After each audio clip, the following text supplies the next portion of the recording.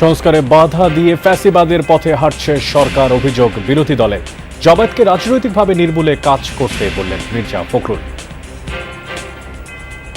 জামায়াত ইসলামের আমির তিনি বলছেন যে বিএনপি ইঞ্জিনিয়ারিং করে ক্ষমতায় এসেছে। আমি এটা তীব্র নিন্দা জানাচ্ছি। সত্যিকারের স্বাধীনতার স্বাদ জনগণকে দেওয়ার জন্য প্রত্যেকটি বিষয়ে বিএনপি বিরোধিতা করে চলছে।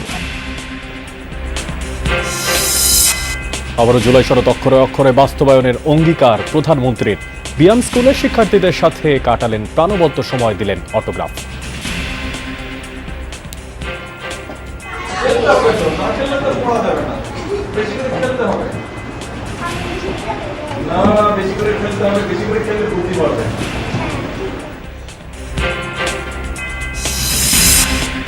আমে শিশু মৃত্যু থামানোই যাচ্ছে না। সিলেট, রাজশাহী, কক্সবাজারে প্রাণ গেল আরও 4 জনের। রোগীরা হাসপাতালে আসছেন জটিল উপসর্গ নিয়ে। সারা দেশে গুরুত্বপূর্ণ স্থাপনায় জঙ্গি হামলার শঙ্কায় নিরাপত্তা জোরদার। আতঙ্কিত হওয়ার কিছু নেই, জানালেন সিটিটিসির যুগ্ম কমিশনার।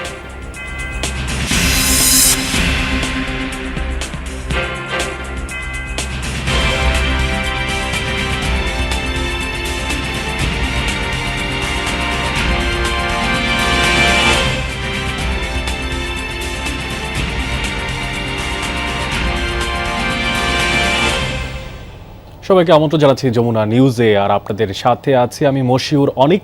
এতক্ষণ শিরোনাম দেখছিলেন, এবার দেখবেন বিস্তারিত। জনগণের বিপক্ষে গেলে জুলাই আবারও ফিরে আসবে বলে হুঁশিয়ারি করেছেন বিরোধী দলীয় নেতা ও জামায়াত আমির ডাক্তার শফিকুর রহমান। তিনি বলেন, গুরুত্বপূর্ণ সংস্কারে বাধা দিয়ে সরকার ফ্যাসিবাদের পথেই হাঁটছে।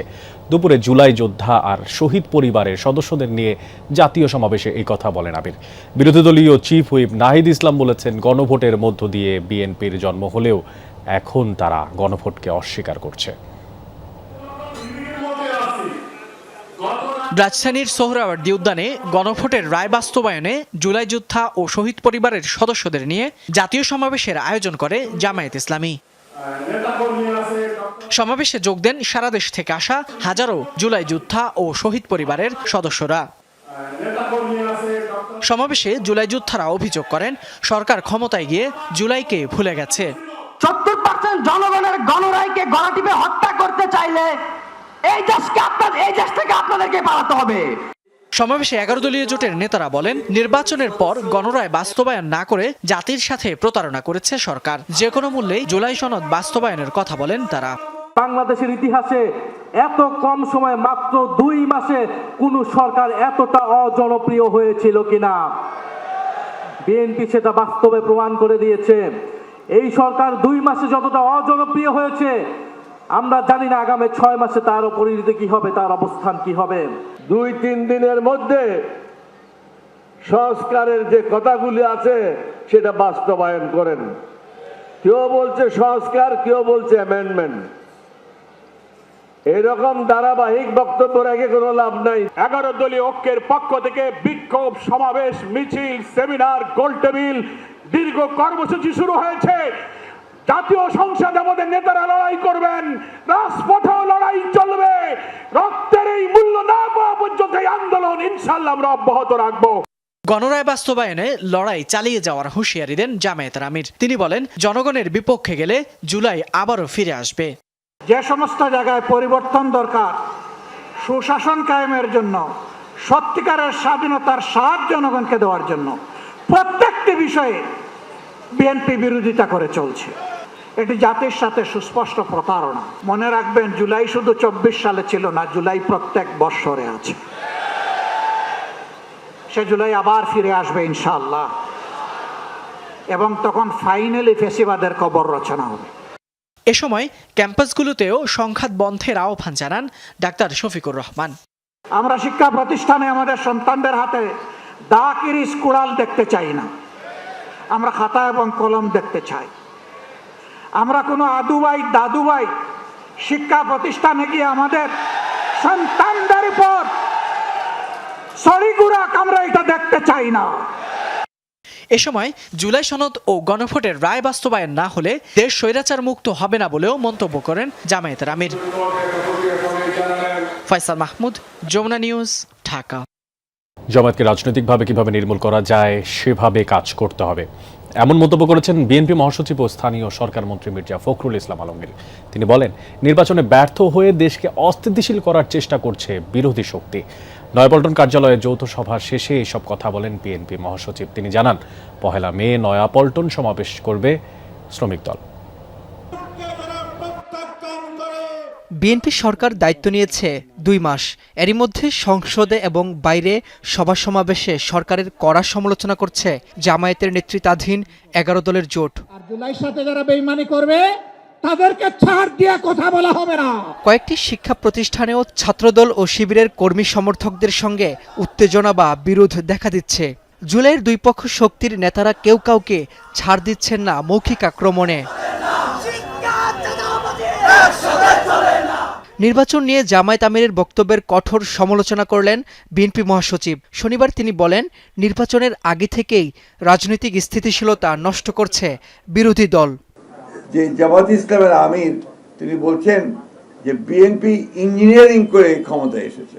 সমগ্র বিশ্বের সমস্ত দেশগুলো, বাংলাদেশের সমস্ত প্রতিষ্ঠানগুলো, পত্র পত্রিকা, মিডিয়া এক বাক্যে স্বীকার করেছে যে এই নির্বাচনটি ছিল এই কালের, অর্থাৎ বাংলাদেশের ইতিহাস থেকে সবচেয়ে নিরপেক্ষ, অবাধ এবং সুষ্ঠু নির্বাচন।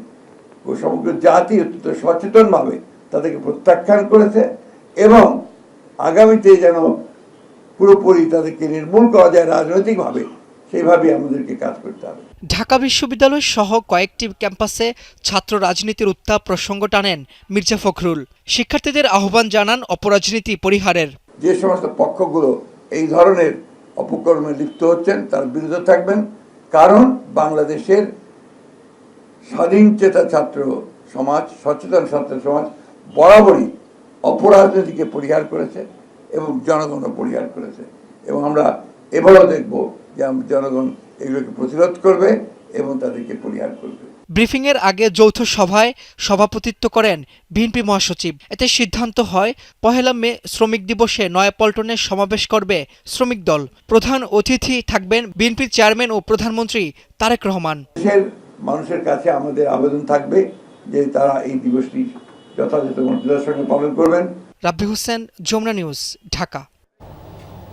জুলাই সনদের প্রতিটি দফা বাস্তবায়নে সরকার বদ্ধপরিকর বলে জানিয়েছেন প্রধানমন্ত্রী তারেক রহমান। সকালে বিয়াম ফাউন্ডেশনের অডিটোরিয়াম ভবনের ভিত্তিপ্রস্তর স্থাপন অনুষ্ঠানে তিনি কথা বলেন। প্রধানমন্ত্রী স্পষ্ট করে বলেন, রাষ্ট্রের প্রকৃত মালিক যে জনগণ। 2024-এর জুলাই গণঅভ্যুত্থান তা আবারও প্রমাণ করেছে। জনপ্রশাসনের প্রতিটি স্তরে মেধা ও দক্ষতাকে অগ্রাধিকার দেওয়ার নির্দেশও দিয়েছেন প্রধানমন্ত্রী। সকালে রাজধানীর নিউ ইস্কাটনে বিয়াম ল্যাবরেটরি স্কুল পরিদর্শনে যান প্রধানমন্ত্রী। হঠাৎ করেই ছিল তার এ পরিদর্শন। এ সময় তিনি শিশু শিক্ষার্থীদের সঙ্গে কথা বলেন, প্রাণবন্ত সময় কাটান। উচ্ছ্বসিত ছোট্ট শিক্ষার্থীরা ছুটে আসে প্রধানমন্ত্রীর সঙ্গে হাত মেলাতে, কেউ আবার অটোগ্রাফ নিতে। প্রধানমন্ত্রী ক্লাসরুমে ঢুকেই শিক্ষার্থীদের সঙ্গে কুশল বিনিময় করেন। পড়াশোনার পাশাপাশি তিনি খেলাধুলা করারও পরামর্শ দেন। এর আগে বিয়াম ফাউন্ডেশন প্রাঙ্গণে নতুন অডিটোরিয়াম ভবনের ভিত্তিপ্রস্তর স্থাপন করেন প্রধানমন্ত্রী। ফলক উন্মোচন শেষে দেশের সমৃদ্ধি কামনায় বিশেষ মোনাজাতে অংশ নেন তিনি। পরে অডিটোরিয়াম মিলনায়তনে আয়োজিত সুধী সমাবেশে যোগ দেন সরকার প্রধান। মাননীয় প্রধানমন্ত্রী জনাব তারেক রহমান বক্তব্যের শুরুতেই প্রধানমন্ত্রী স্মরণ করেন 24 জুলাই গণঅভ্যুত্থানের চেতনাকে। তিনি বলেন, 1.5 দশকের অপশাসন শেষে জনগণের ভোটে নির্বাচিত এই সরকার জন আকাঙ্ক্ষা পূরণে কাজ করছে। বিশেষ করে জুলাই সনদের প্রতিটি দফা বাস্তবায়নের মাধ্যমে একটি ন্যায়ভিত্তিক রাষ্ট্র গঠনে সরকার কোনো আপোষ করবে না। 2024 সালের জুলাই আগস্টের গণঅভ্যুত্থানে আবারও স্পষ্ট করে দিয়েছে এই রাষ্ট্রের মালিক এই দেশের জনগণ। সুতরাং জনপ্রশাসনের কর্মকর্তা হিসাবে রাষ্ট্রের মালিক জনগণের স্বার্থ এবং কল্যাণ নিশ্চিত করা আপনাদের প্রধান দায়িত্ব। জনপ্রশাসন সংস্কারের ওপর গুরুত্ব দিয়ে প্রধানমন্ত্রী জানান, এখন থেকে নিয়োগ, বদলি কিংবা পদোন্নতির ক্ষেত্রে কোনো রাজনৈতিক প্রভাব নয়, বরং মেধা, দক্ষতা আর অভিজ্ঞতাকেই একমাত্র মাপকাঠি হিসেবে বিবেচনা করা হবে। বর্তমান সরকার মেরিটোক্রেসির বাংলাদেশ বিনির্মাণে প্রতিশ্রুতিবদ্ধ। রাষ্ট্রযন্ত্রের নিয়োগ, বদলি, পদোন্নতির ক্ষেত্রে মেধা, সততা, সৃজনশীলতা, দক্ষতা এবং অভিজ্ঞতায় এইগুলোকেই আমরা প্রধান বিবেচ্য হিসাবে গ্রহণ করতে চাই। স্বচ্ছতা ও দ্রুততার সাথে শূন্য পদে সরকারি কর্মচারী নিয়োগ, প্রশাসনিক সংস্কার কমিশন গঠন, শক্তিশালী পাবলিক সার্ভিস কমিশন গঠন এবং বেসরকারি সার্ভিস রুল প্রণয়ন সহ সর্বত্র প্রশাসনিক কাঠামোর কার্যকারিতা এবং জবাবদিহিতা নিশ্চিত করতেও সরকার দৃঢ়প্রতিজ্ঞ। আধুনিক ও প্রযুক্তি নির্ভর বাংলাদেশ গড়তে সরকারি কর্মকর্তাদের বিশ্বমানের প্রশিক্ষণের আওতায় আনারও প্রতিশ্রুতি দেন প্রধানমন্ত্রী। দক্ষ ও জনবান্ধব প্রশাসনই আগামীর কাঙ্ক্ষিত বাংলাদেশ গড়ে তুলতে সহায়ক হবে বলে আশা প্রকাশ করেন তিনি। আরও যে কোনো প্রয়োজনীয় সহায়তা প্রদান। জিনাত আরা লাবণী, যমুনা নিউজ। দেশীয় প্রযুক্তিতে গো কার্ট রেসিং কার তৈরি করা এক তরুণকে উৎসাহ দিয়েছেন প্রধানমন্ত্রী তারেক রহমান। তার প্রশংসা করে ভবিষ্যতে আরও আধুনিক সংস্করণ তৈরিতে সহায়তার আশ্বাস দিয়েছেন প্রধানমন্ত্রী। গো কার্টটি তৈরি করেছেন তরুণ রিজওয়ান রশিদ। দুপুরে প্রধানমন্ত্রীর কার্যালয়ে সৌজন্য সাক্ষাতে আসেন কলেজ ছাত্র রিজওয়ান রশিদ। সেখানে নিজের তৈরি গো কার্টটি প্রধানমন্ত্রীর সামনে উপস্থাপন করেন তিনি। আগ্রহ ভরে নতুন যানটি পর্যবেক্ষণ করেন প্রধানমন্ত্রী। উৎসাহ দিতে সেটি চালিয়েও দেখেন। তারেক রহমান গো কার্টটি চালানোয় অভিভূত হয়েছেন তরুণ রিজওয়ান। বলেন, তার বানানো গাড়ি প্রধানমন্ত্রী চালাবেন তা ভাবতেই পারেননি তিনি। এটি তাকে অনুপ্রাণিত করেছে। রিজওয়ান রশিদ জানান, গো কার্টটি রাজধানীর মোহাম্মদপুর থেকে চালিয়েই প্রধানমন্ত্রীর কার্যালয়ে আসেন তিনি। দেশে হাম ও উপসর্গ নিয়ে 24 ঘন্টায় মৃত্যু হয়েছে আরও 4 শিশুর। এরই মধ্যে সিলেটে 2 জন, রাজশাহীতে 1 এবং কক্সবাজারের রামুতে 1 শিশুর মৃত্যু হয়েছে। গত 24 ঘন্টায় রাজশাহী মেডিকেলে উপসর্গ নিয়ে নতুন ভর্তি রোগীর সংখ্যা 10 জন। ছাড়পত্র দেওয়া হয়েছে 4 জনকে। চিকিৎসাধীন রয়েছে মোট 144 জন। নেত্রকোনা সদর হাসপাতালে হামের উপসর্গ নিয়ে ভর্তি আছেন 45 জন রোগী। চিকিৎসা নিয়ে সুস্থ হয়ে বাড়ি ফিরেছেন 111 জন। এছাড়া 24 জন রোগীকে উন্নত চিকিৎসার জন্য ময়মনসিংহে পাঠানো হয়েছে। নড়াইলে গত 24 ঘন্টায় হামের উপসর্গ নিয়ে হাসপাতালে ভর্তি হয়েছেন 4 জন। নাটোরে নতুন রোগী ভর্তি হয়েছে 35 জন। বরিশাল, ময়মনসিংহ, খুলনা ও চট্টগ্রাম বিভাগের বিভিন্ন হাসপাতালে হামের উপসর্গ নিয়ে রোগীর ভিড় রয়েছে। হামের জন্য খোলা বিশেষ ওয়ার্ডগুলোতেও ধারণ ক্ষমতার চেয়ে বাড়তি রোগীর চিকিৎসা নিচ্ছে। দর্শক, রাজধানীতেও গেল 48 ঘন্টায় হাম উপসর্গ নিয়ে রোগী বেড়েছে হাসপাতালগুলোতে। মহাখালীর সংক্রামক ব্যাধি হাসপাতালে চিকিৎসা নিচ্ছে 76 জন, যার মধ্যে 12 জন রয়েছে আইসিইউতে। হাসপাতালের পরিচালক ডাক্তার FA আসমা খান জানান, জটিল উপসর্গ নিয়ে হাসপাতালে আসছে শিশুরা। তীব্র জ্বর, শ্বাসকষ্ট আর ডায়রিয়ার মতো উপসর্গ রয়েছে শিশুদের। শনিবার সকালে ছাড়পত্র নিয়ে বাড়ি যেতে দেখা যায় বেশ কয়েকজন অভিভাবককে। তারা জানান, দুঃসহ পরিস্থিতি পার করে অবশেষে শিশুকে সুস্থ করে বাড়িতে নিয়ে ফিরছেন তারা। কালকে একটু ভালো দেখছিলাম, আজকে আবার এগুলা কালো হয়ে আবার হঠাৎ করে আবার কি চেহারাটা পুরো লাল হয়ে গেছে। যখন আসছিলাম ও অনেক খারাপ অবস্থা ছিল, খাবার দাবার ছেড়ে দিয়েছিল, তারপরে অনেক খারাপ অবস্থা ছিল। এখন আলহামদুলিল্লাহ অনেক ভালো। আমরা প্রায় 2500 মতো রোগী এই পর্যন্ত এখান থেকে ভর্তি হয়ে চিকিৎসা পেয়ে গেছে। বেশিরভাগ মৃত্যুর ক্ষেত্রেই বলবো যে অভিভাবকদের একটুখানি অসাবধানতা। সারা দেশে জঙ্গি হামলার আশঙ্কা নিয়ে পুলিশ সদর দপ্তরের চিঠির প্রেক্ষিতে রাজধানীতে নিরাপত্তা জোরদার করেছে ঢাকা মেট্রোপলিটন পুলিশ। তবে এই নিয়ে আতঙ্কিত হওয়ার কিছু নেই বলে জানিয়েছে সিটিটিসির যুগ্ম কমিশনার মুন্সি শাহাবুদ্দিন। সকালে ডিএমপি মিডিয়া সেন্টারে এক ব্রিফিংয়ে তিনি জানান, এসএসসি পরীক্ষার প্রশ্ন ফাঁসের নামে একটি প্রতারক চক্র সাধারণ মানুষের কাছ থেকে বিপুল পরিমাণ টাকা হাতিয়ে নিয়েছে। তবে তাদের সরবরাহ করা প্রশ্নের সঙ্গে আসল প্রশ্নের কোনোই মিল নেই। এই ঘটনায় দেশের বিভিন্ন স্থান থেকে 4 জনকে আটক করেছে সিটিটিসি। পাশাপাশি পুলিশ সদর দপ্তরের চিঠিতে সামরিক বাহিনীর চাকরিচ্যুত সদস্যদের সংশ্লিষ্টতার বিষয়ে নির্দিষ্ট কোনো তথ্য নেই বলেও জানান মুন্সি শাহাবুদ্দিন। দেশের বেশিরভাগ জেলায় জ্বালানি তেলের সরবরাহ পরিস্থিতির কিছুটা উন্নতি হয়েছে, তবে কয়েকটি জেলায় এখনও তেলের জন্য অনেকটা সময় অপেক্ষা করতে হচ্ছে। তেলের দাম বৃদ্ধি, ডিপো থেকে সরবরাহ কিছুটা বাড়ানোর পর রেশনিং পদ্ধতি বহাল থাকলেও তেল দেওয়ার পরিমাণ বাড়ানো হয়েছে। আর মালিকরা বলছেন, যে পরিমাণ সরবরাহ মিলছে তা চাহিদার তুলনায় বেশ কম। তীব্র গরম উপেক্ষা করেই জ্বালানি তেলের জন্য যানবাহন চালকদের দীর্ঘ সারি। কাঙ্ক্ষিত তেল পেতে অপেক্ষার ফলে মেজাজ হারিয়ে অনেকেই জড়াচ্ছেন বাকবিতণ্ডায়। শেরপুর জেলা জুড়েই জ্বালানি তেল নিয়ে হাহাকার এখনো কমেনি। সংকটের কারণে সাময়িক বন্ধ জেলার 10টি পাম্প। একটি মাত্র পাম্প খোলা থাকলেও সেখানে সুষ্ঠু ব্যবস্থাপনার অভাবে কাটছে না গ্রাহকদের ভোগান্তি। ঘন্টার পর ঘন্টা দাঁড়িয়ে থেকেও খালি হাতে ফিরছেন অনেকেই। যারা সিরিয়ালে আছে তারা হলো তেল পায় না, এমনি বাইরে কিছু লোক আছে তারা হলো সিন্ডিকেট করে বেশি দামে তেল বিক্রি করে। সিরিয়াল অনুযায়ী যেমন তেল দিত তাহলে আরো 200-400 গাড়ি আমার পিছন থেকে তারা পাইতো। তারা ঝামেলা করে ওদের ভোগান্তির কারণে আমরা তেল পাচ্ছি না। মূল্যবৃদ্ধির 10 ভাগ বেশি সরবরাহের কথা থাকলেও রংপুর বিভাগের 8 জেলার ফিলিং স্টেশন তা পাচ্ছে না। আজও সাময়িকভাবে বন্ধ রয়েছে অনেক পাম্প। যেসব পাম্পে জ্বালানি দেয়া হচ্ছে তাতে রয়েছে তেল কম দেওয়ার অভিযোগ। প্রশাসনের দৃষ্টি আকর্ষণ করবো যে যাতে আমরা যেন সঠিক পরিমাণ তেলটা পাওয়া যায় তারা যেন নজর রাখে। সব জায়গা থেকে আমরা তেল যা পাই কম দিচ্ছি। পর্যাপ্ত যদি একদিন পেতাম তাহলে মনে করেন যে আমাদের এক সপ্তাহ আসা লাগতো না। এদিকে খুলনার পাম্পগুলোতে আগের থেকে বেশি পরিমাণ তেল সরবরাহ করা হলেও সংকট পুরোপুরি কাটেনি। অপেক্ষা করলেও চাহিদা মতো জ্বালানি পেয়ে খুশি গ্রাহকরা।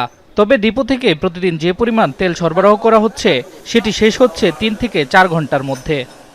1.5 ঘন্টা ধরে দাঁড়িয়ে আছি, প্রচন্ড গরমে কাজকর্মের ব্যাপক সমস্যা, আর তেল ট্যাঙ্কি ভরে দিয়েছে, ফুল লোড দিয়ে দিয়েছে, সমস্যা নাই। তেলের তো ঘাটতি নাই শুনতেছে, দাম বাড়ুক সমস্যা নাই, দেব, কিন্তু আমরা এই ভোগান্তিতে থাকবো কেন? 9টার দিকে তেল আসছে আমাদের পাম্পে, আপনার 9টার দিকে দেওয়া শুরু করছি, 12টা-1টা পর্যন্ত হবে। সকাল থেকে নাটোরের বিভিন্ন ফিলিং স্টেশনগুলোতে আগের মতোই লম্বা লাইন দিয়ে পেট্রোল ও অকটেন সংগ্রহ করছেন বাইক চালকরা। ফুয়েল কার্ডের মাধ্যমে দেয়া হচ্ছে চাহিদা মতো তেল। তবে দীর্ঘ অপেক্ষায় নষ্ট হচ্ছে দিনের কর্মঘণ্টাও বাড়ছে ভোগান্তি। তেলের দাম বাড়ার পরেও জনগণের যে ভোগান্তি কমলো না, এটা তো আসলে অসহনীয় একটা ব্যাপার। বাইরের লোক যারা শহরে এসে তেলগুলা নিচ্ছে, এতে আমাদের প্রচুর ভোগান্তির শিকার হতে হচ্ছে প্রতিদিন। ফুয়েল কার্ডের মাধ্যমে যে তেল নিচ্ছি তারপরেও যে ভোগান্তি থেকে যেন আমরা নিস্তার পাই।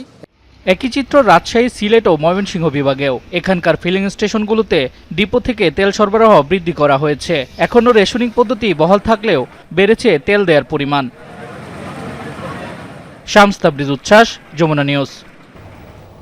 বিগত সরকারের লুটপাটের কারণেই দেশের অর্থনীতিতে ভঙ্গুর পরিস্থিতি সৃষ্টি হয়েছে বলেছেন তথ্যমন্ত্রী জহির উদ্দিন স্বপন।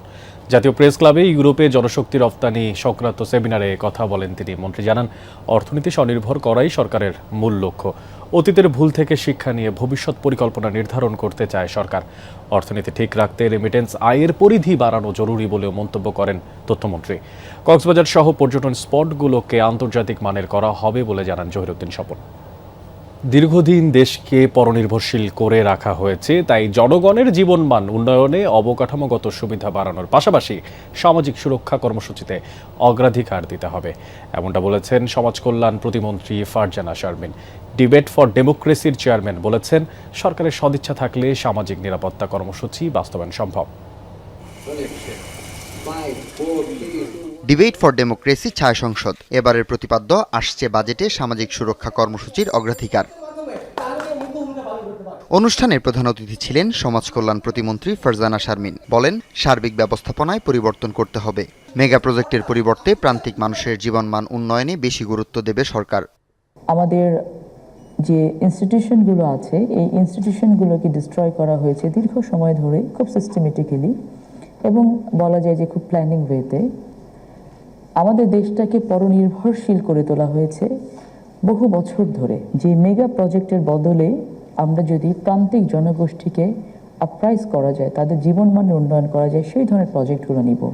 ডিবেট ফর ডেমোক্রেসির চেয়ারম্যান বলেন, সর্বজনীন সামাজিক নিরাপত্তা কর্মসূচি বর্তমান সরকারের সাহসী উদ্যোগ। যে সাধারণ মানুষের জীবন মান উন্নয়নের জন্য বর্তমান সরকার, বর্তমানে বিএনপির যে নিরঙ্কুশ বিজয় লাভ করা সরকার, তারা কিন্তু এবারের বাজেটে সর্বজনীন নিরাপত্তা কর্মসূচিকে গুরুত্ব দিতে যাচ্ছে। বিতর্ক প্রতিযোগিতায় উত্তরা ইউনিভার্সিটিকে হারিয়ে বিজয়ী হয় সরকারি তিতুমির কলেজ। হাসিবুল করিম বিজয়, যমুনা নিউজ, ঢাকা। দর্শক, এই ছিল যমুনা নিউজে